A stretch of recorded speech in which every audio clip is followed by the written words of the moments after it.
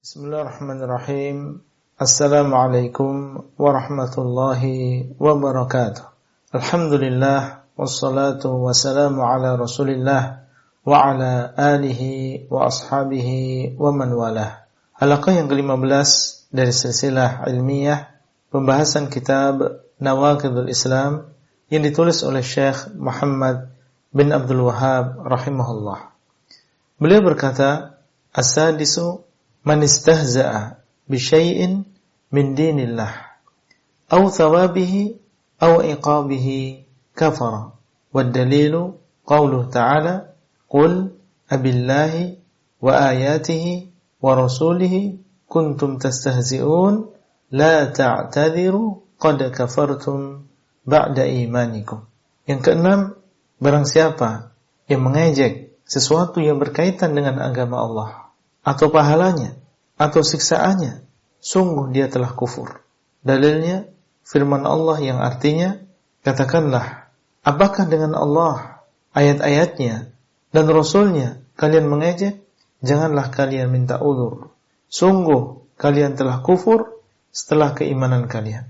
Beliau mengatakan, man istahza'a bi syai'in min dinillah.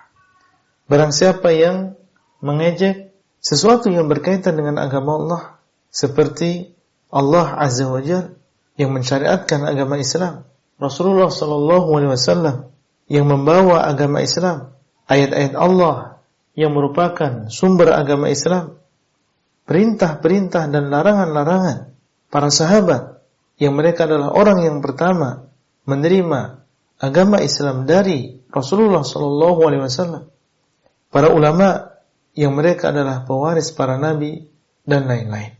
Beliau berkata setelahnya, aw thawabihi aw iqabihi, atau mengejek pahala Allah atau siksaannya, seperti mengejek surga dan kenikmatan yang ada di dalamnya, dan mengolok-olok neraka dan berbagai siksaan yang ada di dalamnya. Seorang muslim apabila di dalam hatinya ada keimanan, maka keimanan tersebut akan mendorong dia untuk mengagungkan apa yang berkaitan dengan agamanya. Dia akan mengagungkan Allah, zat yang menurunkan agama Islam. Allah berkata, wa rabbaka fakabbir, dan Rabbmu hendaklah engkau agungkan. Al-Muddathir ayat yang ketiga. Dan Allah berfirman, wa kabbirhu takbira, dan hendaklah engkau mengagungkan Allah dengan sebenar-benar pengagungan. Al-Isra ayat 111.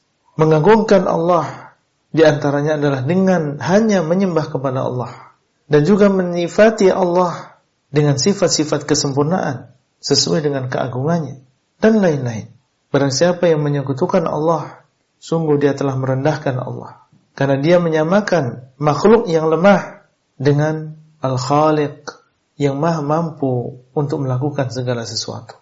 Barang siapa yang menyifati Allah dengan kekurangan, sungguh dia telah merendahkan Allah, seperti orang-orang yang meyakini bahwa Allah memiliki anak. Sebagaimana keyakinan orang-orang musyrikin. Allah berfirman, wa yaj'aluna lillahi al-banati subhanahu wa lahum ma yashtahun. Dan mereka menjadikan bagi Allah anak-anak wanita. Maha suci Allah, dan bagi mereka apa yang mereka senangi, yaitu anak laki-laki. An-Nahl ayat 57. Orang-orang Yahudi dan Nasrani, mereka juga mengatakan bahwasanya Allah memiliki anak. Allah berfirman, wa qalatil yahudu Uzairun ibnullah wa qalatin nasara al-masih ibnullah. Orang-orang Yahudi mengatakan Uzair adalah anak Allah, dan orang-orang Nasrani mengatakan Isa Al-Masih adalah anak Allah. Surat At-Taubah ayat 30. Di antara contoh merendahkan Allah, apa yang diucapkan oleh orang-orang Yahudi ketika mereka menyifati Allah dengan kefakiran. Allah berfirman, laqad sami'a Allahu qaulal ladzina qalu innallaha faqirun wa nahnu aghnia. Allah telah mendengar ucapan orang-orang yang mengatakan, yaitu orang-orang Yahudi, sesungguhnya Allah adalah fakir dan kami adalah orang-orang kaya.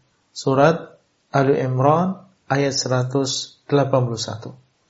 Mereka menyifati Allah, mereka menyifati bahwa tangan Allah terbelenggu. Allah berfirman, wa qalatil yahudu yadullahi maghlulah ghullat aydihim wa lu'inu bima qalu bal yadahu mabsuutatani yunfiqu kaifa yasha. Dan berkata orang-orang Yahudi, tangan Allah terbelenggu. Tangan mereka lah yang terbelenggu dan mereka dilaknat dengan sebab apa yang mereka ucapkan.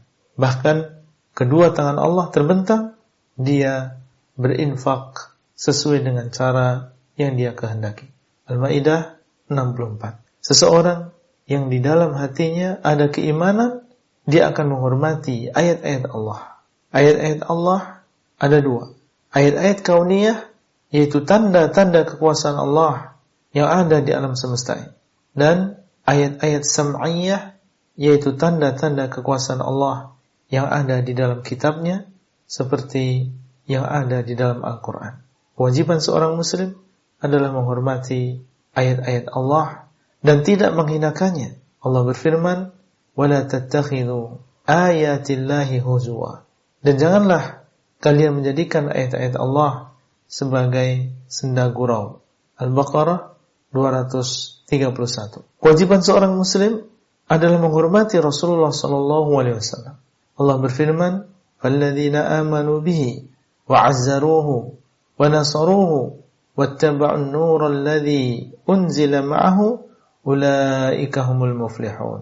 Maka orang-orang yang beriman dengan beliau dan mereka menghormati beliau dan menolong beliau dan mengikuti cahaya yang diturunkan bersama beliau, maka merekalah orang-orang yang beruntung. Al-A'raf 157. Dan di antara bentuk penghormatan kita kepada Rasulullah SAW adalah menghormati istri-istri beliau yang mereka merupakan ibu-ibu kita dan menghormati para sahabat Nabi SAW. Itulah yang bisa kita sampaikan pada halaqah kali ini. Semoga bermanfaat dan sampai bertemu kembali pada halaqah yang selanjutnya. Wassalamualaikum warahmatullahi wabarakatuh. Abdullah Rai di kota